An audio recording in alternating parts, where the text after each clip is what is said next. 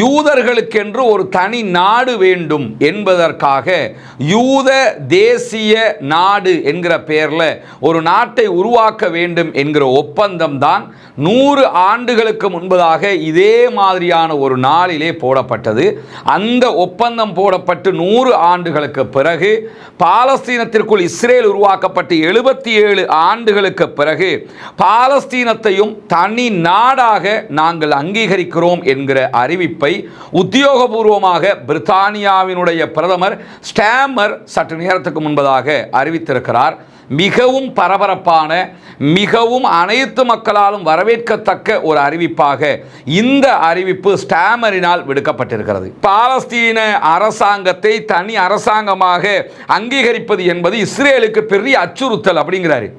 ஏண்டா, பாலஸ்தீனம்ங்கிற ஒரு நாட்டுக்குள்ளே தான் உங்கள் நாட்டையே நீங்கள் போய் உருவாக்கிவிட்டு பாலஸ்தீனத்தை தனிநாடாக அங்கீகரிக்கிறது எங்களுக்கு வந்து அச்சுறுத்தல் அப்படின்னு சொல்லி சொல்கிறானா இருந்தால் எவ்வளோ பெரிய இடும்பு பேச்சாக இருக்கும். இன்றைக்கி சொல்லிட்டு என்ன சொல்கிறாருன்னு கேட்டால், இது பயங்கரவாதத்திற்கு கொடுக்கிற மிகப்பெரிய வெகுமதி அப்படின்னு சொல்லி நாங்கள் இதை கண்டிக்கிறோம், ஸ்டாமருடைய அறிவிப்பை நாங்கள் கண்டிக்கிறோம். இது என்னன்னா வரலாற்று வெற்றியாக பாலஸ்தீனர்களுக்கு அமைந்திருப்பது மட்டுமல்லாமல் பெஞ்சமின் நெதன்யாகு உள்ளிட்ட இஸ்ரேலியர்களுக்கு மிக பெரும் வரலாற்று தோல்வியாக இது மாறி இருக்கிறது. அதான் இங்கே இருக்கக்கூடிய பெரிய பிரச்சனை என்னன்னா, அடுத்த தேர்தலுங்கிறது பெஞ்சமின் நெதன்யாவுக்கெல்லாம் நிற்க இடமில்லாமல் போகக்கூடிய தேர்தலாக மாறிடுச்சு. என்னன்னா, ஆல்ரெடி காசாவில் யுத்தம் பண்ண போய் தங்களுடைய இராணுவம் கொன்று குவிக்கப்பட்டு கொண்டிருக்கிறது, இஸ்ரேல் படுதோல்வி அடைந்து கொண்டிருக்கிறது, 2 வருஷமாக யுத்தத்தை முடிக்க முடியலை, பணைய கைதிகளை மீட்டு கொண்டு வர முடியலை, பாலஸ்தீன விடுதலை அமைப்பை அழிச்சொழிக்க முடியலை, இவ்வளவும் பண்ண முடியாத ஒரு இக்கட்டில் இருக்கிற போது இப்பொழுது சும்மா இருந்த சங்க ஊதி கெடுத்தான மாதிரி அவன் வேலையை பார்த்துக்கிட்டு தெரிஞ்ச நேரத்தில் இப்போ இந்த யுத்தம் ஆரம்பித்த காரணத்தினால எந்த நாடுகளெல்லாம் இஸ்ரேலுக்கு சப்போர்ட்டாக இருந்ததோ அந்த நாடுகளே பாலஸ்தீனத்தை தனி நாடாக அங்கீகரிப்பதற்கு தலைப்பட்டு விட்டன என்பதை தாண்டி இன்றைக்கு இன்னும் ஒரு முக்கியமான விவகாரமும் வெளியாகி இருக்கிறது. என்னன்னா, இம்மானுவேல் மெக்ரான் பிரான்சும் நாளைய தினம் பாலஸ்தீனத்தை தனி நாடாக அங்கீகரிக்க இருக்கிறது.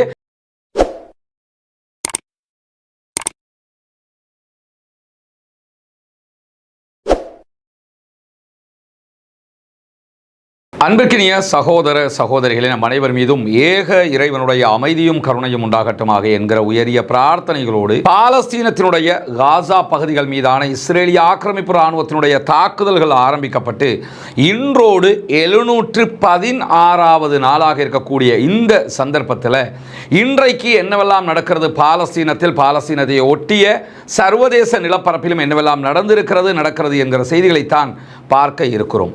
இன்றைய நாளை பொறுத்தவரையில் யுத்தம் ஆரம்பிக்கப்பட்டு 716வது நாளாக இருக்கிற அதே நேரம் பல்ஃபர் என்கிற ஒரு பிரகடனம் உண்டாக்கப்பட்டு 100 ஆண்டுகளை தாண்டிய ஒரு நாளாக இன்றைய நாள் இருக்கிறது. அதே போன்று பாலஸ்தீனம் என்கிற பிரதேசத்துக்குள்ளாக இஸ்ரேல் என்கிற ஒரு நாட்டை பலவந்தமாக பிரித்தானியா உருவாக்கி 77 ஆண்டுகளுக்கு பிறகு உண்டான ஒரு நாளிலே தான் நாம் அத்தனை பேரும் இந்த விவகாரங்களை பற்றி பேசிக்கொண்டிருக்கிறோம்.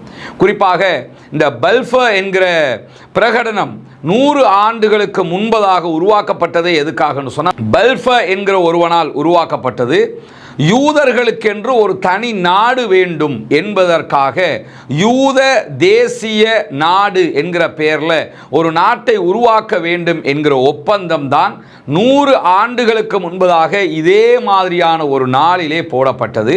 அந்த ஒப்பந்தம் போடப்பட்டு 100 ஆண்டுகளுக்கு பிறகு பாலஸ்தீனத்திற்குள் இஸ்ரேல் உருவாக்கப்பட்டு 77 ஆண்டுகளுக்கு பிறகு பாலஸ்தீனத்தையும் தனி நாடாக நாங்கள் அங்கீகரிக்கிறோம் என்கிற அறிவிப்பை உத்தியோகபூர்வமாக பிரித்தானியாவினுடைய பிரதமர் ஸ்டாமர் சற்று நேரத்துக்கு முன்பதாக அறிவித்திருக்கிறார். மிகவும் பரபரப்பான, மிகவும் அனைத்து மக்களாலும் வரவேற்கத்தக்க ஒரு அறிவிப்பாக இந்த அறிவிப்பு ஸ்டாமரினால் விடுக்கப்பட்டிருக்கிறது. காசாவினுடைய யுத்தம் ஆரம்பிக்கப்பட்டு இத்தனை நாட்களுக்கு பிறகு இந்த அறிவிப்பு வந்திருந்தாலும் இனிமேலும் பொறுக்க முடியாத ஒரு நிலையாகத்தான் இந்த அறிவிப்பை பிரித்தானியாவினுடைய பிரதமர் வெளியிட்டிருக்கிறார். ஏன்னா உள்நாட்டு குழப்பம் உச்சமாக மாறிக்கொண்டிருக்கிறது. பாலஸ்தீனத்தை தனிநாடாக அங்கீகரிக்கணும்னு பொதுமக்கள் கோரிக்கை வைக்க ஆரம்பிச்சிட்டாங்க. இனிமேலும் பிரித்தானியாவால் இதை தாமதிக்க முடியாது என்பது அவருக்கும் தெரியும். இன்னும் சொல்லப்போனால் கடந்த வாரம் பிரித்தானியாவுக்கு உத்தியோகபூர்வ விஜயம் மேற்கொண்ட அமெரிக்க அதிபர் டொனால்ட் ட்ரம்ப் மிக தெளிவாக இது தொடர்பாக தன்னுடைய ஆட்சேபனையை பிரித்தானியாவுக்கு சொல்லிட்டு போயிருந்தார். நீங்க இதை பண்ணக்கூடாதுன்னு சொல்லிட்டு போயிருந்தார். ஏன்னா இது ஒரு வரலாற்று தீர்மானமாக மாறி இருக்கிறது. உண்மையில் வரலாற்றில் ஸ்டாமர் பேசப்படுவார் என்பதிலும் மாற்று கருத்தில்லை. ஏன்னா இவங்க தான் இஸ்ரேல் என்கிற ஒரு நாட்டை, அநியாயக்காரர்களை ஒரு நாடாக உருவாக்கியவர்கள்.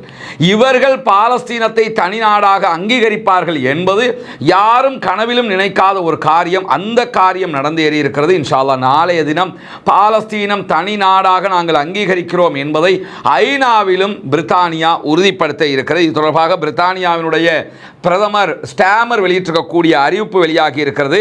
ட்விட்டரில் அவர் வெளியிட்டிருக்கக்கூடிய ஒரு வீடியோ அறிக்கையில் என்ன சொல்றாருன்னு சொன்னா, பாலஸ்தீனியர்களுக்கும் இஸ்ரேலியர்களுக்கும் இடையிலான அமைதிக்கான நம்பிக்கையை மீண்டும் உயிர்ப்பிக்கும் விதமாகத்தான் இந்த அங்கீகாரத்தை நாங்கள் கொடுத்திருக்கிறோம். இன்றைக்கு பாலஸ்தீன அரசாங்கத்தை அங்கீகரித்த 150வது நாடாக நாங்கள் இருக்கிறோம்ங்கிறார். ஏன்னா இன்றைக்கு 3 நாடுகள் அங்கீகாரத்தை உறுதிப்படுத்தி இருக்கின்றன. கனடா, ஆஸ்திரேலியா, அத்தோட சேர்த்து பிரித்தானியாவும் அங்கீகரித்திருக்கிறது. எனவே 147ஆக இருந்தது 150ஆக மாறி இருக்கிறது. இன்ஷா அல்லாஹ் நாளைய தினம் ஐநாவினுடைய பொதுச்சபையில் மேலும் 7 நாடுகள் பாலஸ்தீனத்தை அங்கீகரிக்க இருக்கின்றன.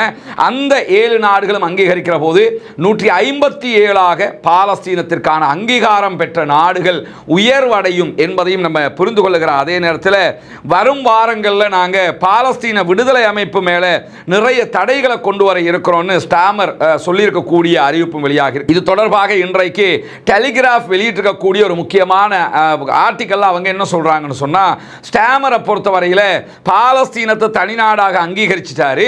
அங்கீகாரம் கொடுத்ததற்காக இஸ்ரேலியர்களிடமிருந்து மற்றவங்களிடமிருந்து வரக்கூடிய எதிர்ப்பை தணிக்கிறதுக்காகத்தான் பாலஸ்தீன போராளிகள் மீதும் நாங்கள் தடைகளை விதிக்க போகிறோம் என்கிற செய்தி அவர் சொல்லியிருக்கிறார் என்று இன்றைக்கு டெலிகிராஃப் சொல்லியிருக்கக்கூடிய செய்திகளையும் நம்ம பார்க்க முடிகிற அதே நேரத்தில் பாலஸ்தீனத்தினுடைய அரசை பிரித்தானியா அங்கீகரித்ததை ஸ்காட்லாந்து ஆதரித்திருக்கிறது. நாங்கள் அதை வரவேற்கிறோம் என்று சொல்லி இன்றைக்கு அறிவித்திருக்கிறது.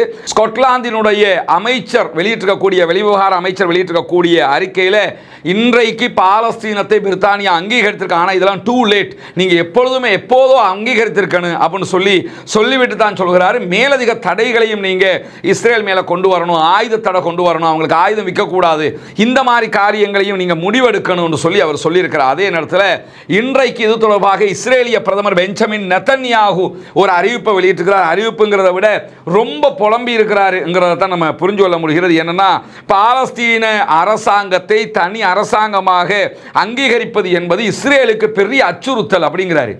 ஏண்டா, பாலஸ்தீனம்ங்கிற ஒரு நாட்டுக்குள்ள தான் உங்க நாட்டையே நீங்க போய் உருவாக்கி இருக்கிறீங்க.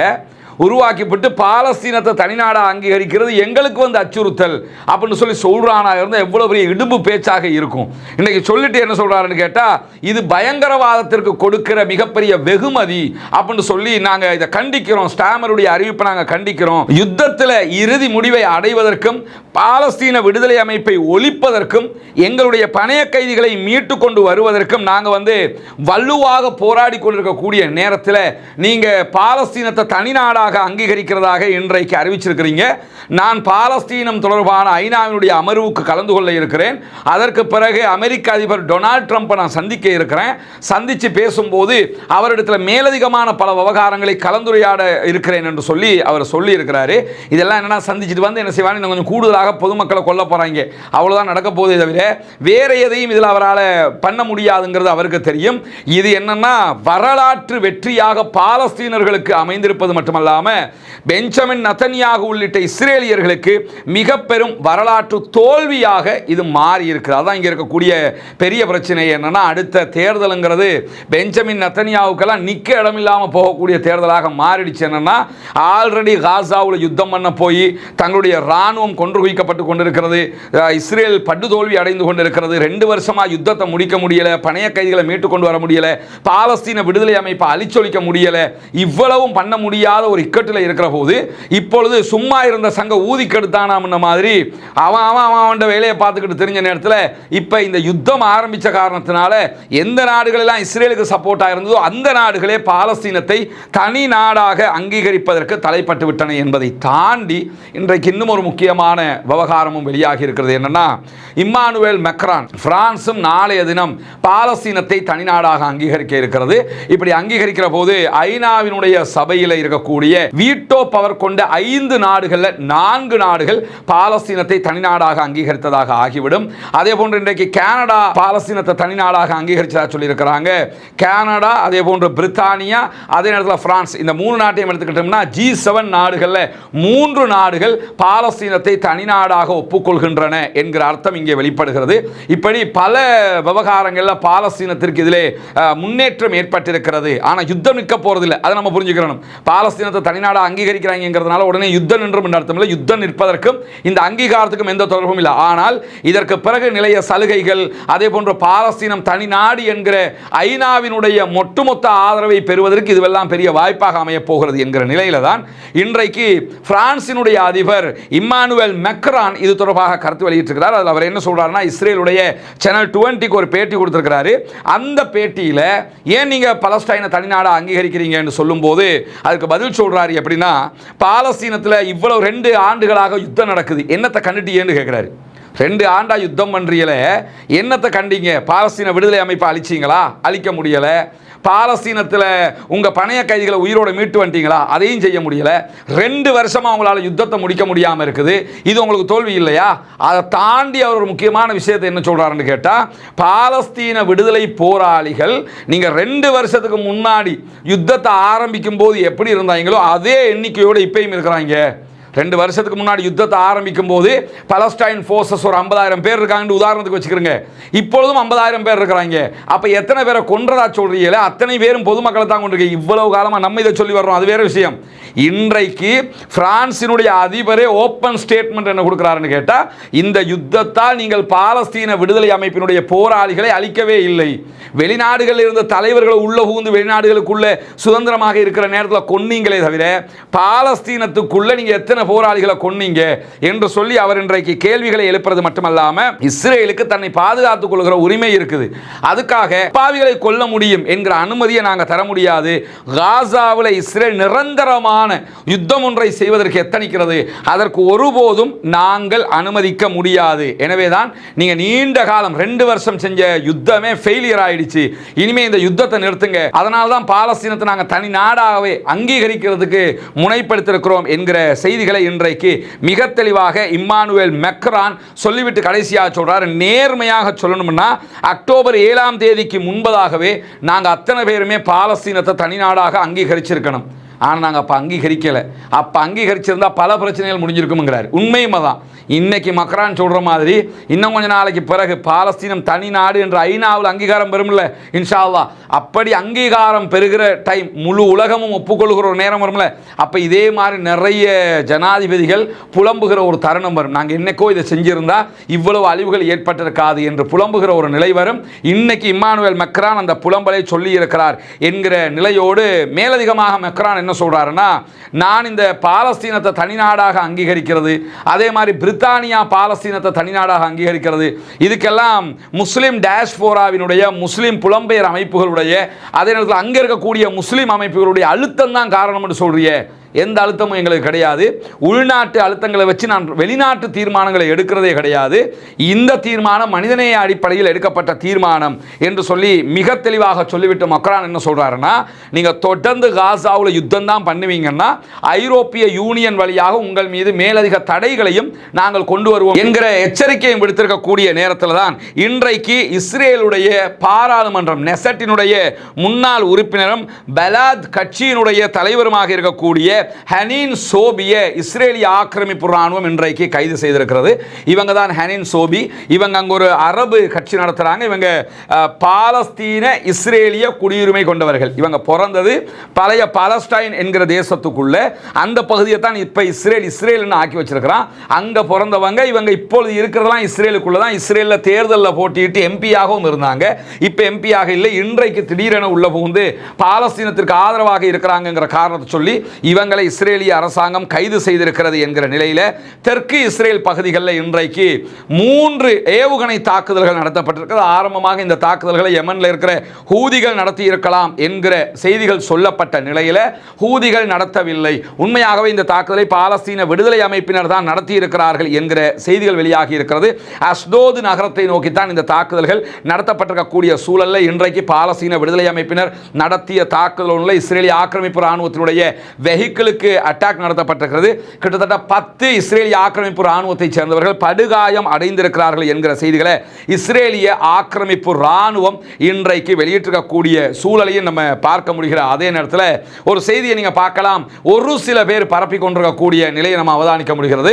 இந்தியாவிலிருந்து இஸ்ரேலுக்கு அனுப்பப்பட்ட ட்ரோன்கள் நிரம்பிய ஒரு கப்பலை ஈரான் மடக்கி பிடிச்சிட்டாங்க, ஈரான் கைப்பற்றிட்டாங்க என்கிற செய்தி பச்சை பொய்யான செய்தி. அப்படியான எந்த உத்தியோகபூர்வமான செய்திகளும் உத்தியோகபூர்வமான எந்த விதமான ஊடகங்களிலும் இதுவரைக்கும் வெளியாகவில்லை என்பதையும் நீங்க கவனிச்சுக்கிறோம். அப்படி ஒரு சம்பவம் நடந்திருந்தா இது பெரிய ஒரு மாஸ் மீடியாவில் வரக்கூடிய அளவுக்கு பெரிய சம்பவமாக இருக்கும். ஏன்னா ஆல்ரெடி ஈரானும் இந்தியாவும் ஒரு நெருங்கிய நட்பு கொண்ட ஒரு நாடுகளாக இருக்கிறது. அதே நேரத்தில் இஸ்ரேலோடும் இந்தியா நெருங்கிய நட்பு கொண்டு இருக்கிறது என்கிறதுல மாற்று கருத்தில், அவங்க ஆயுதங்களை விற்பனை பண்றாங்கிறதுல மாற்று கருத்தில். ஆனால் இந்த மாதிரி ஒரு கப்பல் நிறைய ட்ரோனை அனுப்பி அதை ஈரான் மடக்கி பிடிச்சிருச்சு என்று சொல்லுவது பிழையான கருத்து. அது இதுவரைக்கும் அப்படியான ஒரு கருத்துக்கள் வெளியிடப்படவில்லை, எங்கேயுமே அப்படி நம்ம பார்க்க முடியாது என்பதையும் தெளிவுபட்டுக் கொள்ளக்கூடிய அதே நேரத்தில் பாலஸ்தீனம் வெற்றி பெற வேண்டும், பாலஸ்தீனம் சுதந்திரம் அடைய வேண்டும், பாலஸ்தீன மக்களும் நம்மை போன்று நிம்மதியானவர்களாக மாற வேண்டும், வாழ வேண்டும் என்கிற உயரிய பிரார்த்தனைகளோடு பாலஸ்தீன அப்பாவிகளுக்காக பிரார்த்திக்கிற அதே நேரம் இஸ்ரேலிய ஆக்கிரமிப்பு ராணுவத்திற்கு எதிராகவும் கொண்டு நாசிலாவை ஓத மறந்து விடாதீர்கள் நண்பர்களே, அன்பர்களே, தாய்மார்களே. இன்ஷா அல்லாஹ் நாளைய தினம் ஐநாவினுடைய 80வது அவையிலே பாலஸ்தீனத்தை தனிநாடாக மொத்தமாக 11 நாடுகள் அங்கீகரிக்க இருக்கின்றன. இன்ஷா அல்லாஹ் அந்த அங்கீகாரம் கிடைக்கிற நேரத்தில் உடனடியாக அந்த செய்திகளையும் உங்களோடு பகிர்ந்து கொள்வதற்கு தயாராக இருக்கிறோம். ஜனநாயக ரீதியாகவும் பாலஸ்தீன அப்பாவிகளுக்காக குரல் எழுப்புவோமாக. வாஹிர் தஅவானா அல்ஹம்துலில்லாஹி ரப்பில் ஆலமீன்.